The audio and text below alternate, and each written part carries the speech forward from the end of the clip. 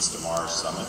It's nice to have you all here, and especially to all of you out there watching on the webcast. I'm going to give you a sneak peek at the Humans to Mars report. Now, those of you here have a copy of this in your folder, so you can take it and peruse it in much more detail than what I'll be able to share with you here this morning. But I'll just try to run you through it and give you the highlights this morning of Humans to Mars Report 2018, or as we affectionately call it, H2MR 2018. Mm-hmm. So let's start with, I guess I have control. Let's start with Mars science. We lead off usually in this Mars report with Mars science because it's obviously a critical component of getting humans to Mars. And it's something we're seeing more and more as we're making this real progress, that we're working together more, and I'll speak to that in our findings a little bit at the end of this section. But one of the things that I think Artemis referred to as we're better people now, we've learned that working together is the only way to accomplish difficult goals. And we're even seeing that's true within our industry and NASA teams. And so while we used to maybe think about robots and humans as competing, now we understand that robots and humans are really necessary and integral parts of all of the important discoveries that we need to go out and make in order to make this possible.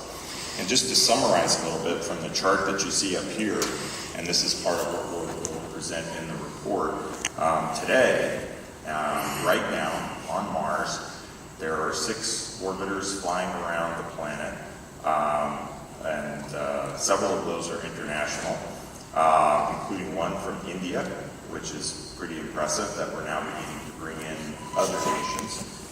We also have 2 rovers on the surface, and all of those are sending back data on almost a continuous basis. So we're learning every day about the planet. I could go online today and I can tell you that the high temperature on Mars yesterday was 19 degrees Fahrenheit. It's taking right now about 6.5 minutes for radio signals to go to Mars with a one-way light speed, and then of course 6 minutes to come back. We're getting close to Mars. Mars is going to be very close this summer, so if you look up in the night sky this summer, you'll have a great chance to observe Mars, and I recommend that highly to you as well. But in the next 10 years, we'll see additional surface missions. One of the key things, we're going to try to go and locate resources. We want to find out where these ice deposits are and where they're very accessible.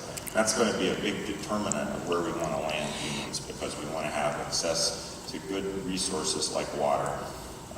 We also need to replace some of the communications relays that are out there, because the orbiters are getting a little bit old, and we need to keep that data coming back from the surface. But probably the biggest key thing that we're trying to do in the next 10 years is accomplish something that we've talked about for an awful long time, and we think we can do it now, and that is get a Mars sample return mission mounted where we actually go to the surface of Mars, bring back surface samples to Earth so we can study them here on Earth. So our findings really are that we do need to complete that round trip, and that's to fulfill a decadal survey top priority, which is the Mars sample return. We'd like to determine how the subsurface ice is distributed so that it's easy to reach. Obviously, MRO is the Mars Reconnaissance Orbiter, and it's the one that we really need to do something about replacing. And then lastly, I think our finding that we see is encouraging NASA to embrace even stronger collaboration between the mission directorates, human exploration, and the science mission director. We've seen that happening, but we think that's a really good thing and a trend that we'd like to see continue. So going on to our next topic in the report, architectures and systems. Now this is where we really start to get into something else that I find very exciting, and that is we're going from the robotic exploration, which is precursor, very important, fundamental stuff that we need to know to help us send humans to Mars, to actually building the hardware that's going to do it.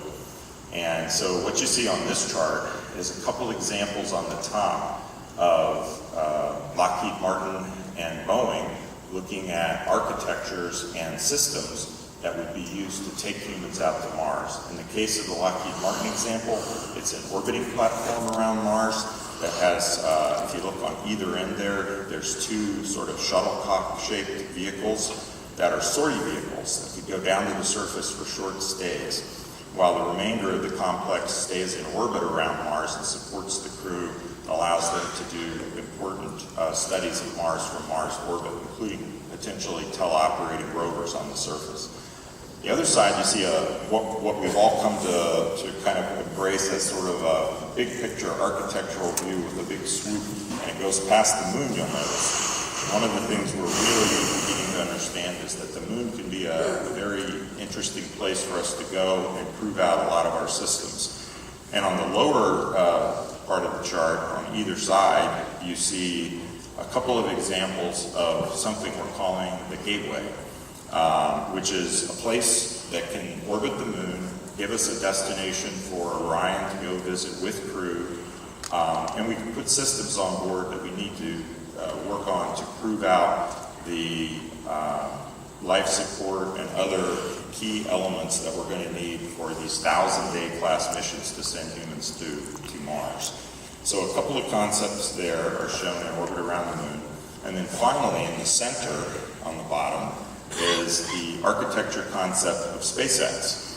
And in this case, they're really looking at something that kind of takes all of the functions of the in-space elements, including the transfer to Mars, the landing on Mars, and the ascent from Mars, and puts it into one vehicle.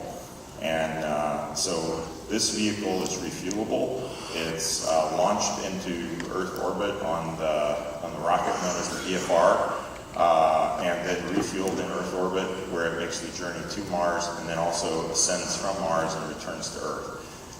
So it's designed to sort of do all these things in one functional vehicle. Our recommendations coming out of this part is that there are a number of challenges that are remaining. Entry, descent, and landing on the surface to the surface of Mars is a critical challenge.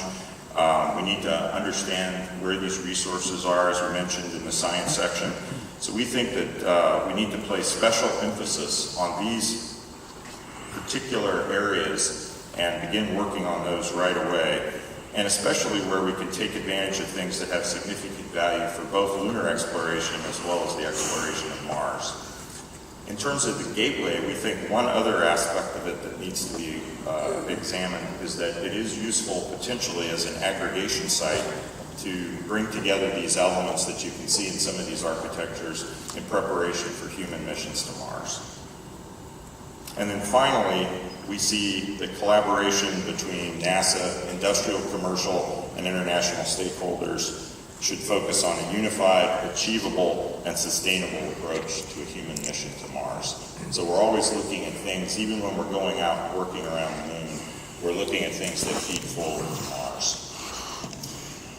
Some of those things that we need to work on are in the human health and performance area. And there's really three major areas that we're looking at there. One is learning to close the loop with the life support and the crew systems. And an example of that is shown on the chart that you see here. That's Peggy Whitson on board the space station with some vegetables grown right there on the space station. And that's really important because if you're out in space for 1,000 days, you sure don't want to be eating power bars the whole time. And the other thing is the understanding of radiation. We're going to go out in deep space. We're going to go out of our little cocoon. You know, we live underneath the Earth's magnetosphere. We're protected from a lot of that galactic cosmic radiation, even on the space station. So we need to go out there deeper into space and understand those effects, as well as the microgravity impacts on human physiology. Things like spaceflight-associated neuroocular syndrome, or SANS, which we're starting to see with astronauts who've been on the space station for a long time. It's basically a vision effect that's caused by this long duration in microgravity. Other things with radiation effects are central nervous system effects and degenerative tissue effects. And then finally, we need to look at more autonomous mission operations. I mentioned earlier, right now we're pretty close to Mars. It's just about a 6-minute time delay.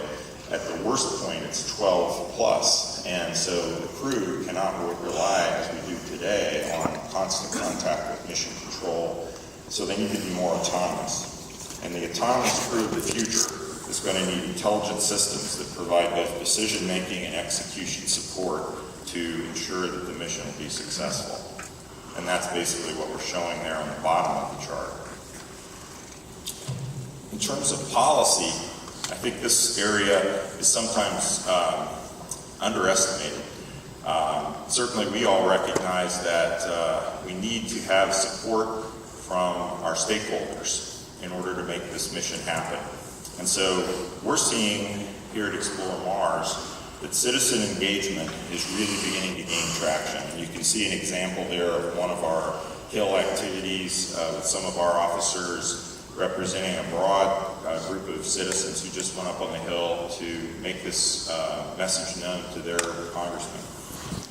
Certainly we're seeing more interest now from the reconstituted National Space Council. Vice President Pence has shown there speaking down at Kennedy Space Center earlier this year. We're getting direction from Congress and support from Congress, getting direction from the administration in terms of space policy directives. It's really, I think, we've never had a better time for space. And Mars is still the horizon goal. The moon is a path to learning how to live and operate in deep space. But we know that eventually we're heading out to Mars and beyond. I mean, there's other places in the solar system that we'll undoubtedly go to. The constancy of purpose that we've been able to achieve through this campaign of advocacy is allowing us to continue to make progress. So I think the findings that we have here, I won't spend time to go through and reiterate them. They're in the report, but it's very similar. And I think the only one I'll really spend any time on is that as we look at the lunar activities that we're planning right now, those plans should be constructed in a manner that will advance the goal of humans to Mars in the 2030s. And most importantly, they should not hinder that goal. So finally, speak for a moment about the perception element. This is probably also a little bit of an undervalued aspect, but it's amazing right now. If you look at this chart itself is very busy. There are television series, there are movies, you're going to see some here, video games, VR, virtual reality simulations, toys, dolls, American Girl dolls now, all with Mars themes. It's amazing. There's a new immersive Mars experience. Lots of things are being planned, theme parks associated with Mars themes, and there's, at the same time, from a science standpoint, continued Mars analog missions at multiple sites around the world. So it's just really all coming together. And you see bipartisan public support for Mars exploration is really strong. So we think the space community needs to highlight these when possible and partner with the companies that are producing these Mars-related products. And we also believe the collaboration between the space community and the entertainment industry should be strengthened and expanded. And that will help us get that message out to the broader group of people. I mean, a lot of us here today, we're kind of space geeks and we kind of know why we're here. But there's a lot of people out there. In fact, sometimes I get the question at parties, you know, what are we doing? I tell them who I work for and they say, well, what are you doing now that we don't have a space program anymore? So I have to take a little time and explain. We'll just get started.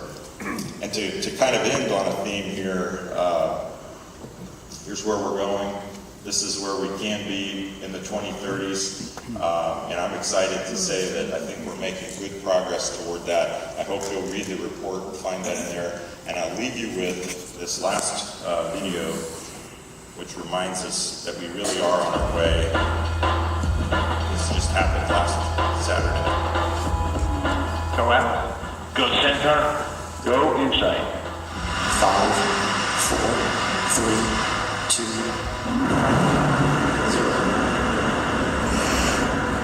Liftoff of the Atlas V, launching the first interplanetary mission from the West Coast.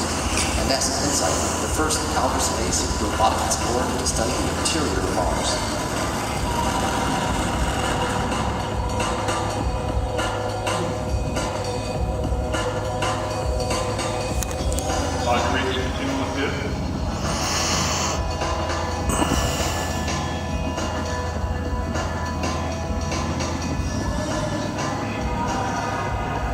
guidance has begun. Identification of payload fairing jettison. Looks like a good step. And the payload fairing that was encapsulating the InSight spacecraft has been jettisoned. That confirmation of spacecraft separation behind us in the room. A lot of excited people.